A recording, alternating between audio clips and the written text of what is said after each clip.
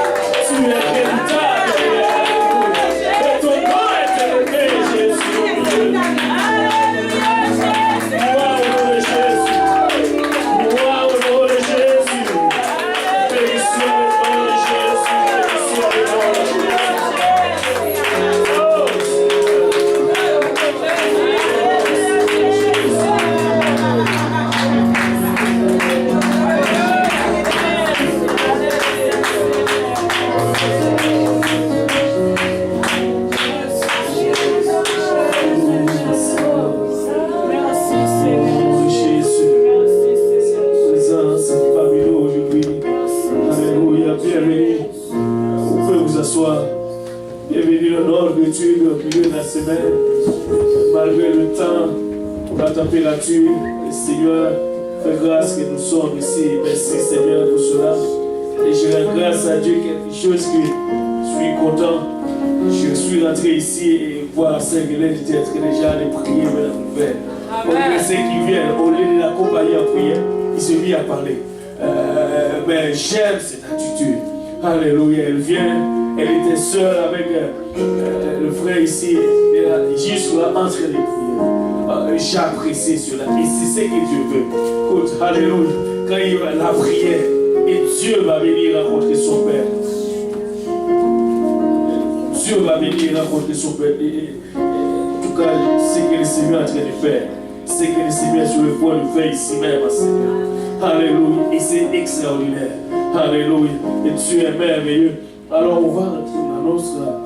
Maintenant, si vous pouvez passer le plat avant. Je peux le cadeau.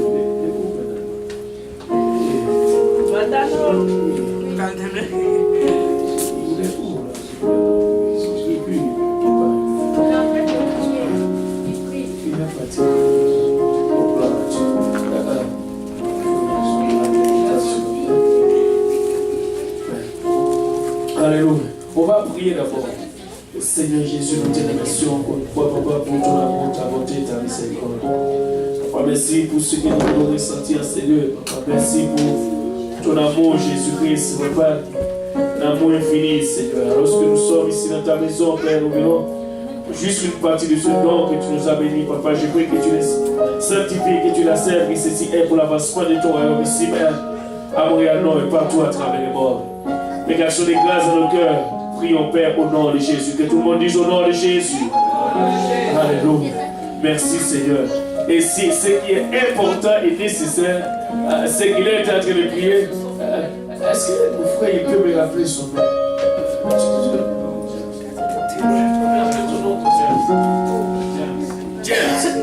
On dit, c'est Jacques en anglais. En français, c'est Jacques. James. Alléluia. Maintenant, c'est bon, c'est extraordinaire. Je le vis dans la toilette, en train de prier, frère. Savez-vous quoi? Lui seul, je ne sais pas, il est allé et acheté son affaire et il a placé quelque chose.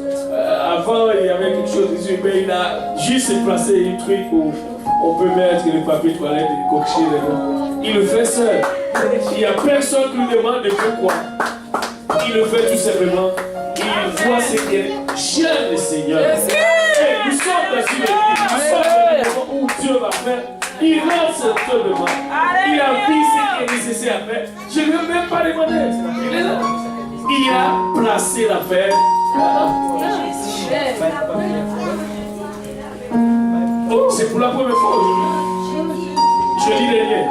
Il était là jeudi dernier. Écoute. Je ne sais pas si c'est ce qui vous concerne, mais moi je suis trop excité. Ah, c'est que le Seigneur te remercie. Wow, c'est merveilleux, c'est merveilleux, c'est merveilleux.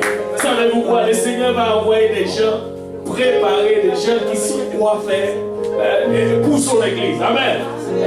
En tout cas, c'est extraordinaire. Et dimanche dernier, alors que les gens partent, il y a la sœur Mona, elle était là seule, pas seule, les gens prient à la tour. Mais il n'y a personne qui est venu poser la main jusqu'à ce qu'elle a rempli seule. Et Dieu a déversé son esprit sur la sœur Mona. Elle a passé un bon temps à parler en langue. Je crois qu'elle est sortie même en parler en langue. Oh, c'est extraordinaire ce que Dieu a fait. Non, ça c'est trop fort. C'est tellement. Parti dans sa voiture, c'était à côté. Elle a prié qui ou qui est à côté. Elle parle en langue. Et je ne sais pas où est-ce que c'est là qu'elle a.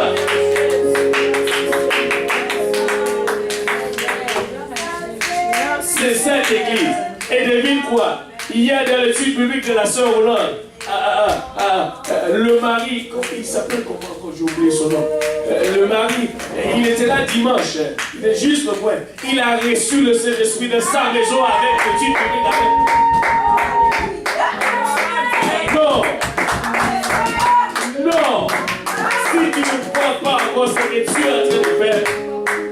On va prier pour toi là parce que tu as besoin de la prière. Alléluia. Ce que Dieu est en train de faire, ce n'est pas... C'est le temps maintenant où nous devons vraiment nous... Et je rends grâce à Dieu. Encore, nous voulons juste accueillir la sœur Nanushka. Je ne vais pas dire c'est pour la première fois, mais j'ai quand même, alléluia. Et c'est le Seigneur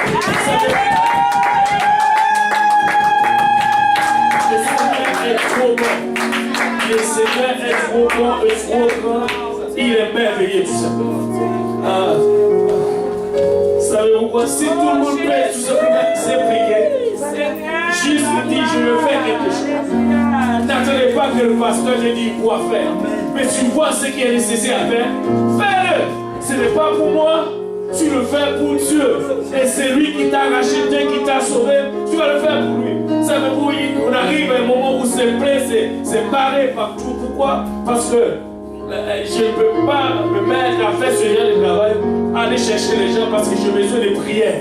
Chercher la face de Dieu le dimanche matin, je dois venir ici pour prier avant de venir prêcher. Je ne vais pas juste venir faire comme tout le monde dit. Non, non, non, non. Ça, ce n'est pas une bonne chose. Ça prend quelqu'un maintenant où je dois venir là où quelqu'un d'autre doit prendre la voiture. Et il va chercher les autres personnes parce que je ne peux pas. Et c'est impossible. Et si je le fais, parce que en tout cas, ce n'est pas une bonne chose, tout simplement. Je ne veux pas que quelqu'un rentre ici pour la première fois, cherche le pasteur, il ne le voit pas. Et on attend après l'adoration, toute chose, et le pasteur vient pour prêcher. Ça, c'est bien. Ce n'est pas une bonne chose. On doit prier et que le Seigneur commence vraiment à faire son travail. Et cette église, je vous dis, je vois déjà plein de choses. C'est tout simplement extraordinaire. Dieu est merveilleux, alléluia, et il est grand. Ce qui attend de nous, c'est plus que nous, c'est plus fort que nous. Alléluia. Et savez-vous quoi? Ce qui est nécessaire, c'est de voir les gens vivre dans l'étude biblique. Et on voit la sœur Mona, maintenant elle vient avec son mari et sa fille pour l'enseignement de la parole de Dieu. Et ça vaut la peine parce que tu ne peux pas grandir et connaître la parole de Dieu si ce n'est pas l'enseignement. Et c'est pourquoi il y a tellement plein de chrétiens qui vont à l'église aujourd'hui et demain se trouvent quelque part parce qu'ils n'ont pas d'enseignement. Alors, ils deviennent des chrétiens maintenant flottants. N'importe quel vent d'autre. Non, non, non. Nous sommes ici pour enseigner la parole de Dieu. Non seulement cela, nous avons aussi l'expérience de la parole de Dieu gratuite. C'est fait à la maison où on peut venir ici à l'église aussi, il n'y a pas de problème. Et ça c'est extraordinaire et c'est vrai. Et c'est pas cette suite où vous allez grandir, être grandi. Et c'est ça. En tout cas, c'est extraordinaire, tout simplement extraordinaire. Voilà, l'annonce pour demain. Les dames vont venir prier ici. Leur travail et je rends grâce à Dieu, je commençais à voir les autres commencer à rejoindre et ça fait alléluia. Savez-vous pourquoi quand il y a plus de gens ça fait plus de force? La Bible même dit 1 va chasser combien? 1000. 2 seulement va chasser 10 000. Alors si nous sommes plus,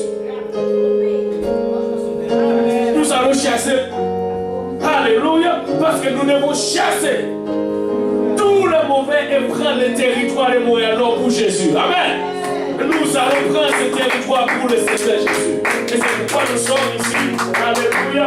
Et nous ne sommes pas là pour faire autre chose de prendre ce territoire.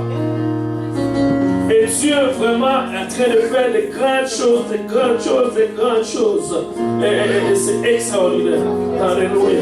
Et merci Seigneur. Voilà, demain, les dames vont venir pour prier aussi. Il y aura Jupéniel. Jupéniel. Ça, c'est pour service de jeunes.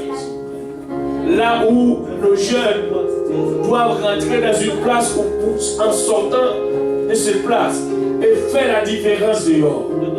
Montrer que ce qui est dedans, c'est ce qui est dehors. Et c'est ça que c'est pour cette raison que nos jeunes, alléluia, ils vont réunir à l'église, pas ici, c'est pas dans cette église, mais c'est une autre église à l'est, mais qui n'est pas du tout loin. Si je pense d'ici à cette église, ça va être environ 10-15 minutes en voiture. Mais c'est pas loin. Mais c'est bien. Alléluia. Et tu peux aller amener d'autres jeunes. Et ça va être important dans le Seigneur demain. Et c'est ça. Et samedi, il y aura la prière. Et aujourd'hui même, il y a la conférence de Philippe Philo qui a commencé en bas à l'église de Saint-Laurent. Et nous anticipons d'abord ce que Dieu va faire là-bas à cette conférence. Alléluia. Et très très bientôt, ça va être la conférence francophone le 9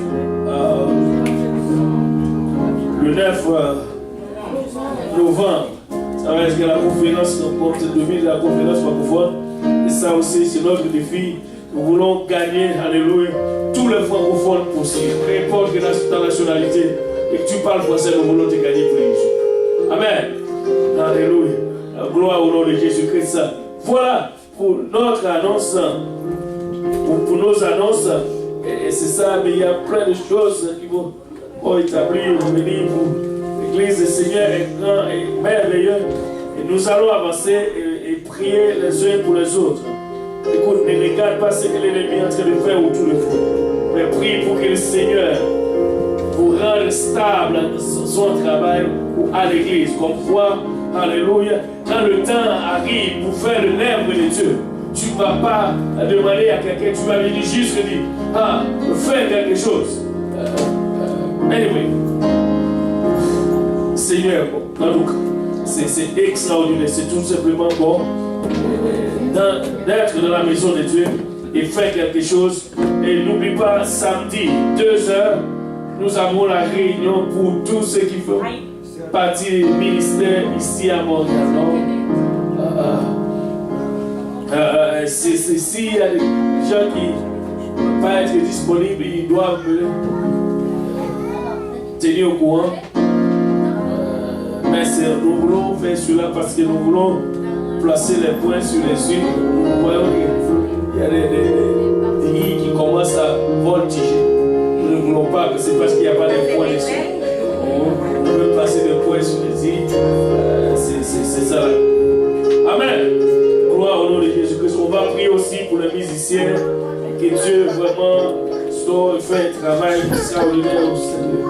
Et nous voulons voir que Dieu fait prospérer cette église de tous les côtés, sur tous les points. Amen. On voit des hommes et des femmes qui cherchent la face de Dieu, des gens qui viennent ici, qui prient le Seigneur, des gens qui disent, qui m'appellent, qui a la clé de l'église. Je vais venir juste pour prier. On attend dessus. On n'attendait pas que je dis, la prière. Non. Viens tout simplement, prie le Seigneur ici en cellule. Et ça va être vraiment bon. Et c'est ça la clé ou le but, bien sûr. Alléluia. Pour gagner les âmes, il faut la prière. Amen. Parce que sans la prière, nous ne pouvons pas. Peut-être que tu peux avancer. Et là, il commence à... Tu dois demander la prière. Pourquoi? Parce que tu dois avoir sagesse. On va parler de sagesse. Merci Seigneur. Donc, une parole de sagesse, pas de sagesse. Bien sûr. Maintenant, on va entrer dans notre étude. Bien sûr que notre passage clé qui est 1 Thessaloniciens chapitre 5, du verset 16 jusqu'au verset 21. Il y a plein de choses qui vous disent Dieu en train de faire de grandes choses. Alléluia. Et à l'église de Saint-Laurent, on est en train d'étudier d'abord le 9 fruits ou les 9 aspects pour la relation saine, quelque chose, et ça nous faute enlève les couches. Anyway, c'est fort. Et ici, Dieu nous sommes en train de parler sur 1 Thessaloniciens chapitre 5.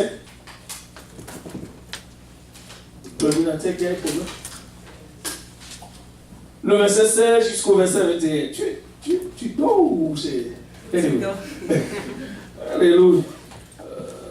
Pouvons-nous juste nous lever tous ensemble pour le respect de la parole de Dieu. On va faire cette lecture. Verset 16 jusqu'au verset 21. Amen. Qu'est-ce que ça fait?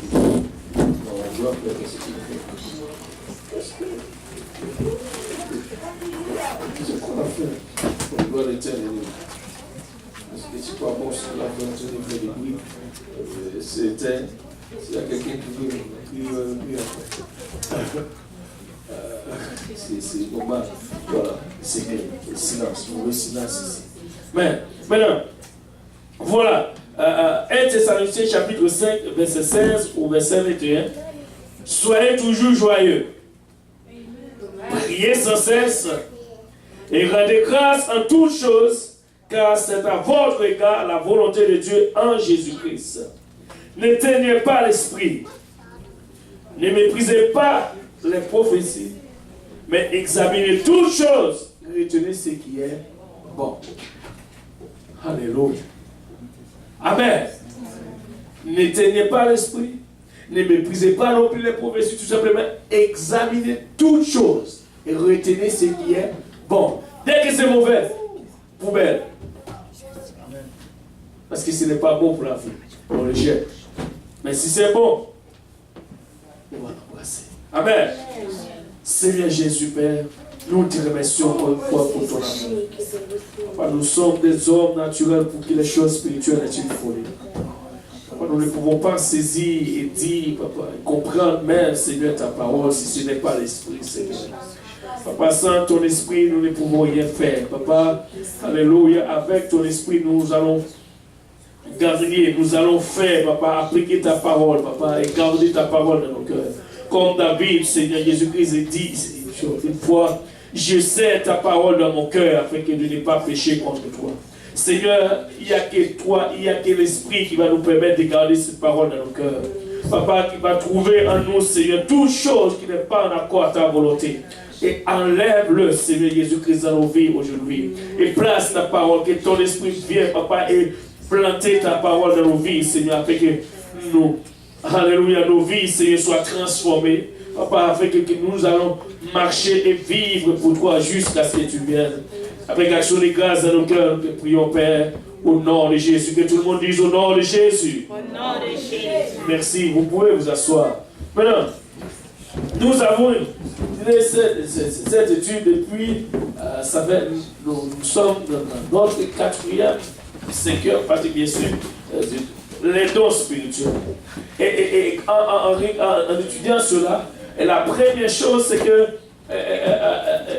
la différence, c'est qu'il y a le don spirituel, ou bien le don de parler en langue, et le don du Saint-Esprit avec l'évidence de parler en d'autres langues.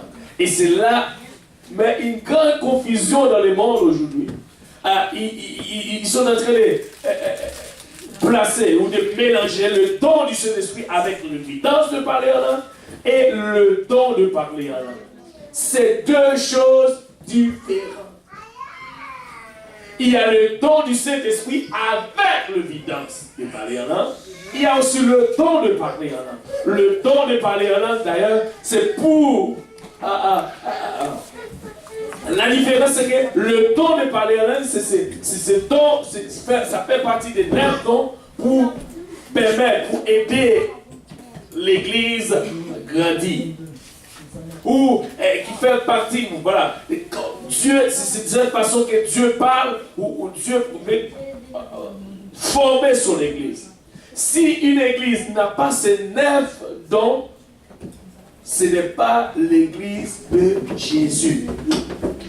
Parce que l'Église de Jésus-Christ doit avoir tous les 9 dons qui parlent 1 Corinthiens chapitre 12, du verset 8 au verset 11. Ça parle de 9 dons, et ce sont des dons que Dieu donnait d'abord. Il faut faire aux hommes pour aider. Ce n'est pas seulement ces 9 dons. Il y en a encore d'autres dons. On va en parler après parce que ce n'est pas seulement cela, mais ces 9 dons d'abord, c'est pour l'édification commune. Ce n'est pas quelque chose, comme on veut dire, le mot m'échappe.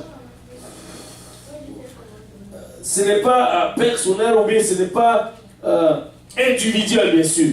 Ces 9 dons, ce n'est pas quelque chose que tu l'as ou tu vas exécuter cela ou c'est pour toi. Non. Si tu as une parmi ces 9 dons, c'est bien pour les autres.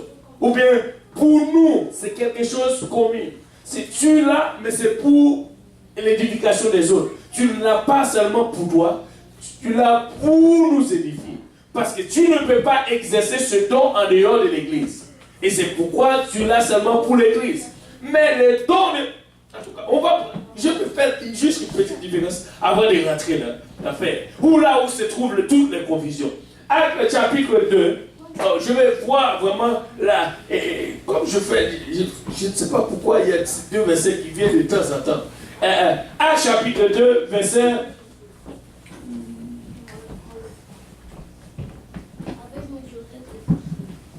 Verset 1 à 4, bien sûr.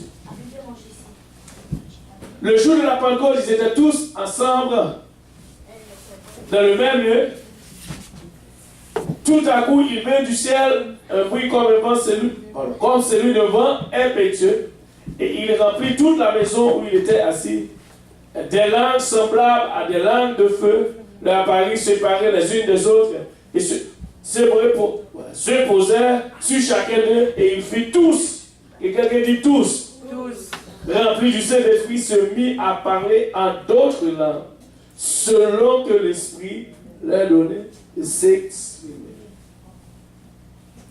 Maintenant, ici, là, il n'était pas en train de prophétiser ici. Je veux faire une différence. Il était en train de parler en d'autres langues, mais ce n'était pas prophétiser. Amen. Amen. Et c'est donc, la Bible dit, c'est pour tout homme qui est né de l'Esprit. Je vais te donner l'autre verset qui dit, voyez, on va regarder bien. Il a dit, la Bible dit ici, on entend le bruit. Et le bruit vient du ciel, le bruit, et c'est le bruit, et c'est le vent. On va voir ce que Jésus-Christ lui-même a déclaré lorsqu'il était encore sur terre à Nicodème. Dans Jean chapitre 5, qu'est-ce qu'il dit? 3, verset 8. Je crois que c'est verset 8. Regardez. Et le vent souffle où il veut. Maintenant, donne-moi le verset 6 à 8. Parce que là, si je prends seulement le verset 8, les gens vont être... Maintenant, il a dit ce qui est né de la chair est chair, et ce qui est né de l'esprit est l'esprit. Ça veut dire il faut que... C'est très important. Ce qui est né de chair est chair, ce qui est né de l'esprit est esprit. Ça veut dire qu'il y a cette naissance qu'on appelle la naissance de l'esprit. Tu dois être né de l'esprit. Si tu es un enfant de Dieu, il faut que tu aies cette naissance. Sinon, parce que la Bible dit d'abord c'est l'esprit qui va te dire que tu es l'enfant de Dieu. Sans le Saint-Esprit, ce n'est pas ce que la Bible dit. Dans Romains chapitre Romains 8, 9, la Bible dit, si tu n'as pas l'Esprit de Christ, tu ne lui appartiens pas. Alors, il faut que tu aies le Saint-Esprit. Alléluia. J'aime ma sœur Mona. Elle vient et elle fait un travail seule. Écoutez, c'est ce qu'elle a fait. Et pardon, je ne dis pas pour regarder en vous, parce qu'ici, il y a un mot qu'on ne peut pas dire. C'est que j'aime quelqu'un. Quand tu dis que tu aimes, bon, il y a plein de... Non. Au loin de là, c'est plus facile. Son mari est à côté d'elle, s'il vous plaît. Alléluia. Il est là, bien sûr. Elle est venue seule. Pourquoi je dis elle a soif. Elle a voulu. Elle est venue là seule. Il n'y avait personne qui était là. Alors oui, il y a d'autres personnes. Mais aucune personne ne posait la main sur elle. Elle a réussi son affaire. Et c'est... c'est extraordinaire. Écoutez, et si tu as soif, elle dit, tout d'excuse est tombé. Elle avait soif, elle a reçu. Si tu as soif, tu vas recevoir ça. Alléluia. Maintenant, voilà. Maintenant, regardez encore. Le problème, c'est que les gens vont toujours étonner de cela.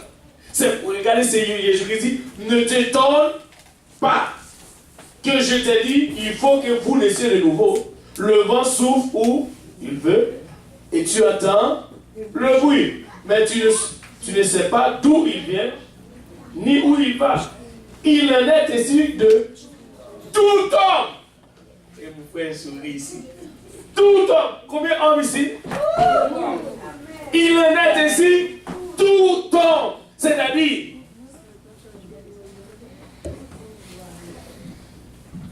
il n'y a pas d'excuse que tu dis que tu dois avoir le Saint-Esprit. Et c'est nécessaire pour toi. Tout homme qui est né de l'Esprit, c'est-à-dire le don que parle Actes chapitre 2, c'est ici, c'est que Jésus-Christ parlait à Nicodème. Savez-vous quoi? Il y a une chose qui est très importante. Est-ce que tu crois que tu ne peux pas prêcher l'évangile sans recevoir ce Saint-Esprit? Je vais te montrer. Acte 1er, verset 8. Tout le monde maintenant dit, bon, je prêche l'évangile. Oh, je parle de Jésus. Écoutez, il y a encore une autre verset, nous allons lire cela. D'abord, tu ne peux même pas parler de Jésus si tu n'as pas son esprit. Tu vas parler de lui. Qu'est-ce que tu vas dire de lui là? Qu'est-ce que tu connais de Jésus? Hier, si les apôtres, non, les apôtres, ils passaient 3 ans et demi avec le Seigneur Jésus. Ils ne pouvaient pas prêcher l'évangile sans le Saint-Esprit. Qui d'autre? Regardez, à 1er verset 8, c'est ça que Jésus-Christ dit. Mais vous recevrez une puissance, le Saint-Esprit, survenant sur vous. Et devine quoi? Et vous serez mes témoins. Il faut le Saint-Esprit pour être mes témoins.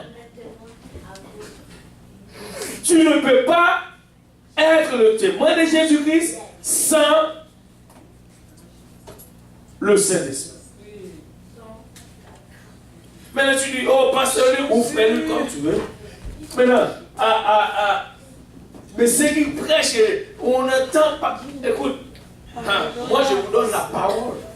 Je ne sais pas qu'est-ce qu'ils ont en train de faire.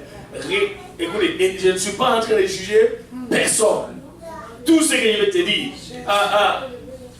D'ailleurs, prends les autres, compare avec la parole de Dieu. Prends-moi personnellement, compare-moi avec la parole de Dieu.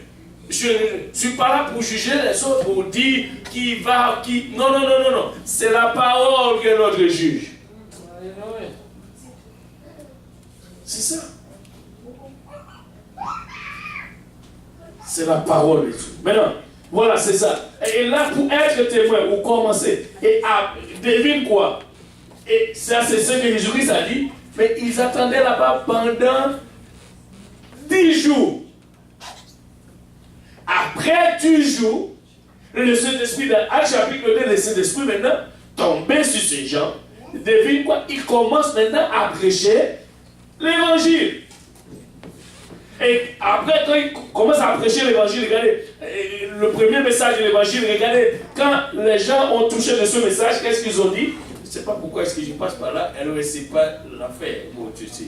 Mais, après avoir entendu ce discours, ils eurent le cœur vivement touché et dit à Pierre, aux autres apôtres, hommes frères, que ferons-nous? Maintenant, regardez, Pierre dit, repentez-vous et que chacun de vous soit baptisé au nom de Jésus pour le pardon de vos péchés, et vous recevrez pas le don de parler en langue, le don du Saint-Esprit. Amen. Je vais dire, le don du Saint-Esprit avec l'évidence de parler en langue. Mais ça, c'est le don du Saint-Esprit. Maintenant, on va y arriver. Où est-ce qu'on était encore? Voilà, on va y arriver. Maintenant, c'est que Paul est en train de faire voir dans notre chapitre. Nous venons de parler de lui, n'éteignez pas l'esprit. Et d'abord, vous devez acquérir ou comprendre d'abord la prophétie, tout ceci. Maintenant, dans 1 Corinthiens chapitre 12, on va voir qu'est-ce que Paul a dit ici sur la question des charismes.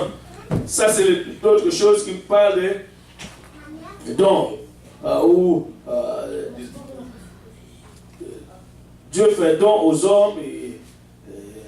1 Corinthiens chapitre 12 du verset 8 à 11.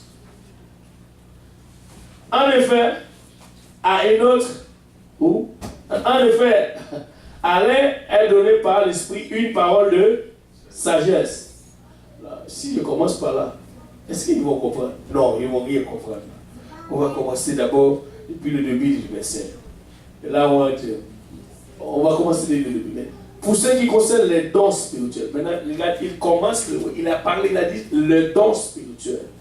Je ne veux pas, frère, que vous soyez dans l'ignorance. Parce que le problème, c'est qu'il y en a qui sont d'accord, mais il y a une autre qui ne sont pas d'accord. Il a dit, je ne veux pas, frère, que vous soyez dans l'ignorance. Encore, il a dit, vous savez que lorsque vous étiez païens, vous voulez laisser entraîner vers les idoles muettes, selon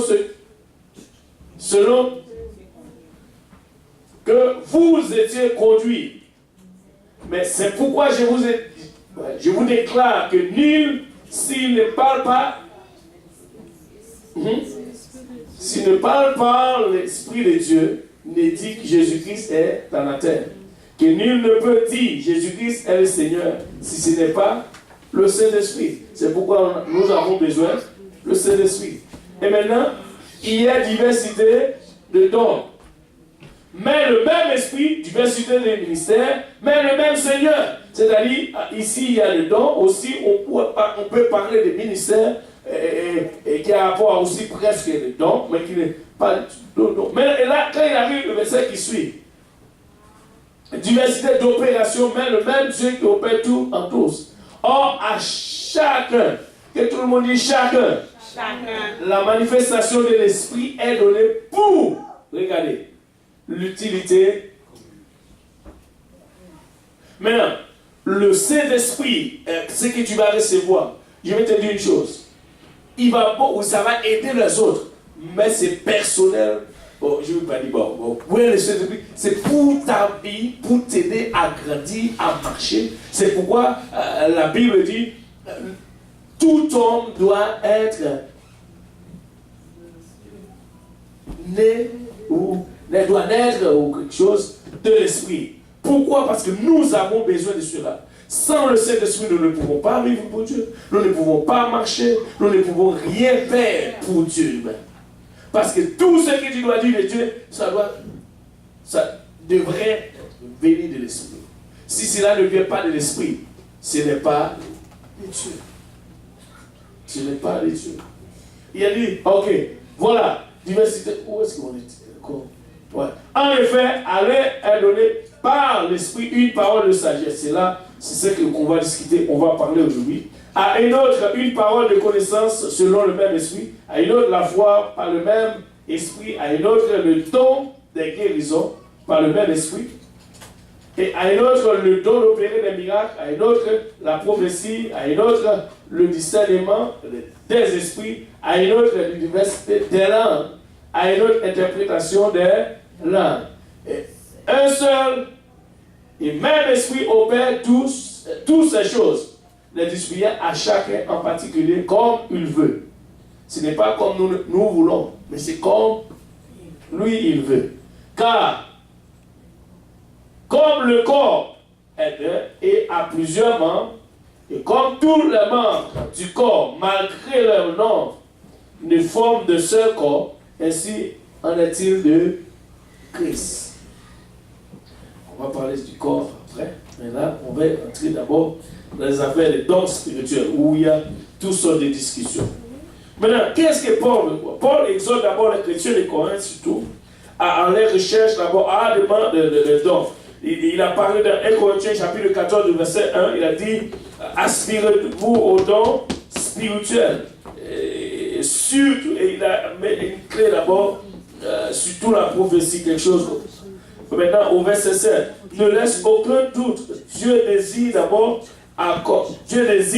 accorder des dons à chacun des membres de son corps. Est-ce qu'il y a les membres du corps de Jésus-Christ ici? Amen. Alléluia. Et le désir de Dieu d'abord, c'est d'accorder un don ou de donner quelque chose. Des fois, tu peux avoir même plusieurs dons, mais c'est pour le corps. Et tu n'as pas cela pour commencer à dire, moi, je suis plus que l'autre. Moi, non. On est tous. En tout cas. C'est juste que je ne sais pas qu'est-ce que tu es dans le corps. Regarde ton corps. Il y a tous ces membres, mais chacun a besoin de l'autre. Alors, c'est bien fonctionné. Et c'est comme ça l'Église. Et c'est pourquoi on donne vraiment les dons pour l'Église. Maintenant, regardez, on va voir aussi Timothée, par exemple, reçut certains par les positions des mains de l'apôtre Paul. De Timothée, chapitre 1, verset 6. Par les positions des mains. C'est pourquoi je t'exhorte à ranimer le don de Dieu que tu as reçu par vous êtes avec moi ou vous regardez par les positions des mains. C'est-à-dire, quelqu'un peut faire quelque chose ou lui partager ce don. C'est possible. Oui, c'est possible que tu donnes le don que tu as à quelqu'un d'autre.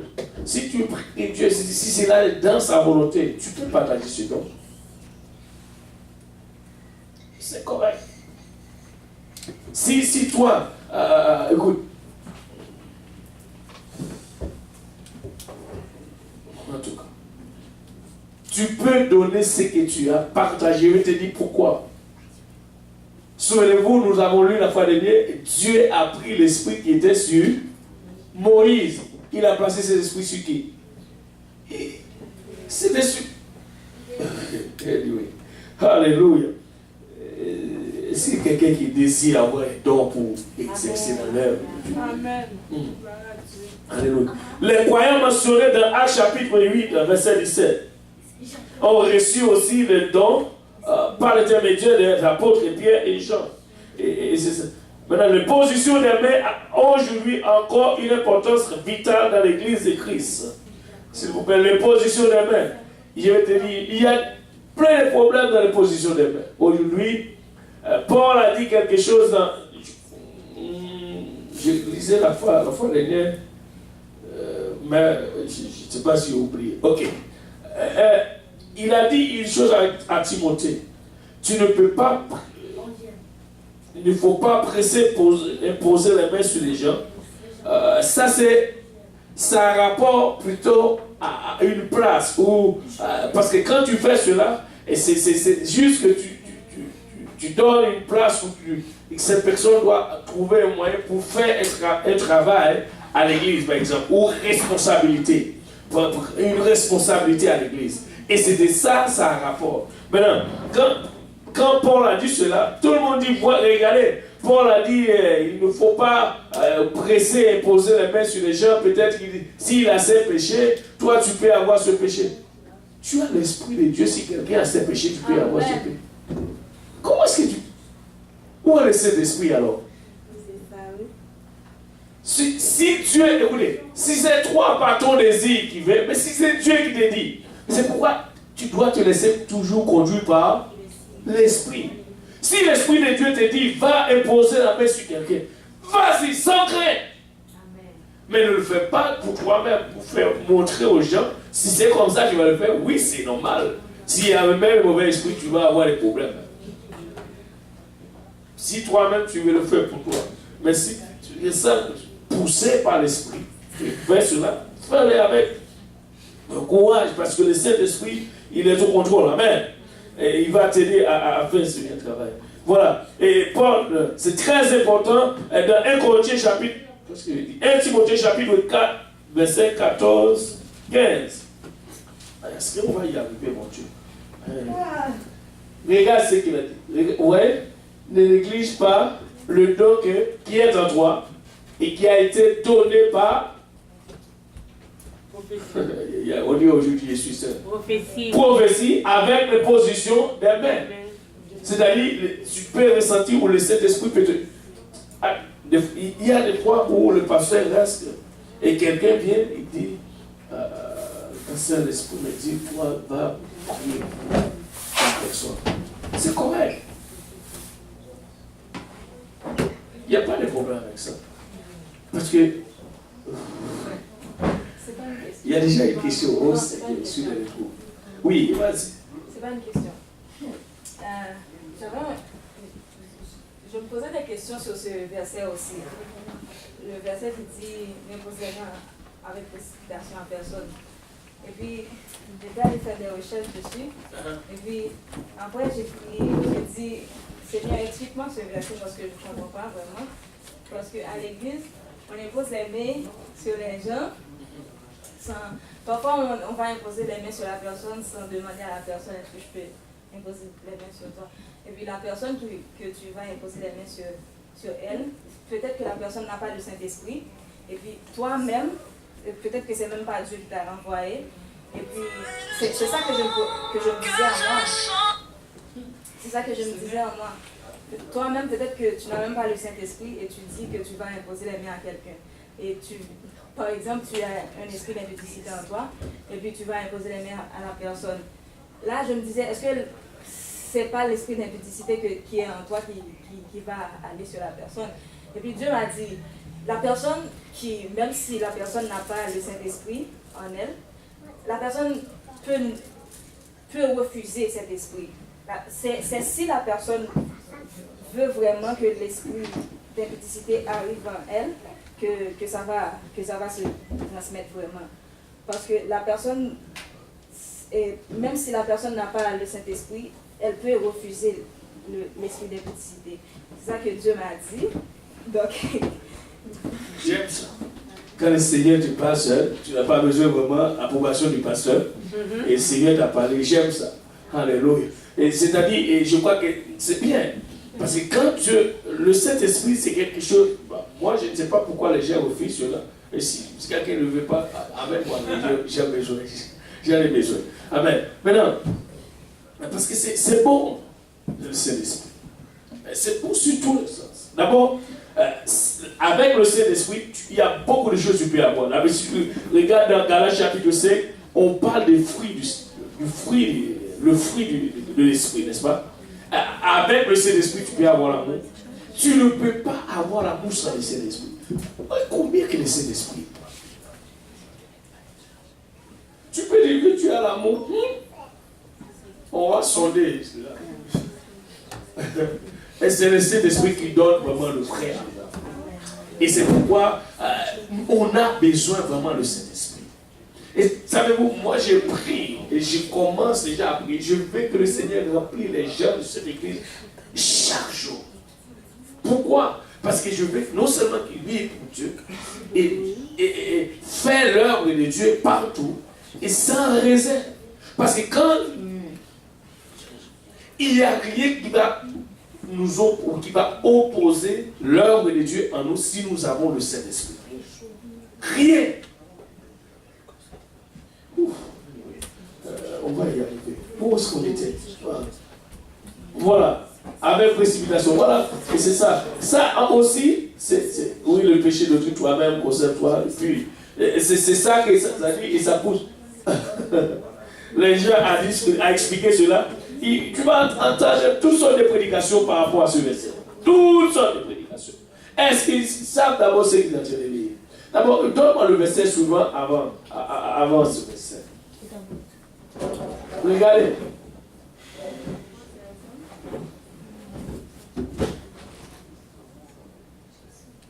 Je te conjure devant Dieu, devant Jésus-Christ et devant les anges élus, d'observer ces choses sans prévention et de ne rien faire par faveur.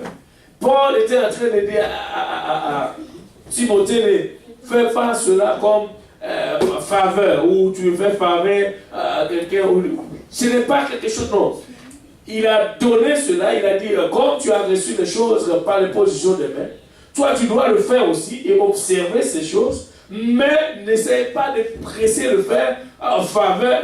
Et ici, quand tu vois le mot faveur, on voit favori, c'est-à-dire ce qui te fait plaisir. C'est ces gens qui s'ils vivent dans le péché ou c'est là. Non. C'est pour cela le verset qui suit. Le verset qui suit d'abord. Ne pose le main à personne avec possibilité. Ça veut dire, si tu aimes quelqu'un ou tu as préférence ou favori d'abord, c'est parce que tu aimes, même s'il vit dans le désordre, tu avais dit juste le presser. Non, c'est parce que c'est pour ça Paul dit, Fais attention de cela. Peut-être, pas peut-être, il a dit tu vas participer au péché d'autrui. Qu'est-ce que cela veut dire péché d'autrui? Si cette personne, c'est quelqu'un qui est en train de faire de mauvaises choses, elle veut dire, il peut t'introduire aussi à faire de mauvaises choses parce que tu as déjà ta personne favorite et tu l'aimes bien.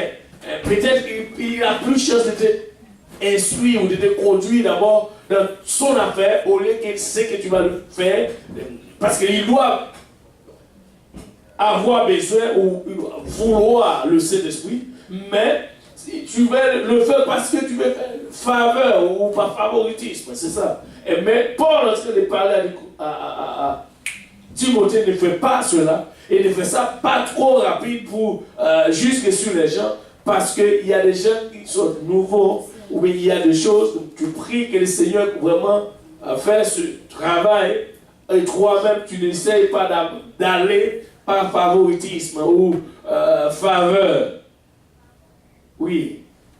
Non, c'est pas une question de Dieu garde Saint-Esprit vraiment, parce qu'à l'église, je fais vraiment, chaque mois on fait lavement des pieds, quand on fait lavement des pieds, les gens cherchent son ami, lave les pieds son ami. Favori. Moi, c'est ça qui vient dans ma tête. Je dis, bon, c'est quoi? Oui, si moi je ne suis pas ton ami, je ne peux pas laver mes pieds. Favoritisme, faveur. Tu veux faire faveur. Et les gens te disent, tu veux faire faveur? Alors favoritisme. C'est que Paul est en train de parler. Il ne doit pas partager cela par faveur ou par d'autres, mais c'est juste qu'il doit le faire.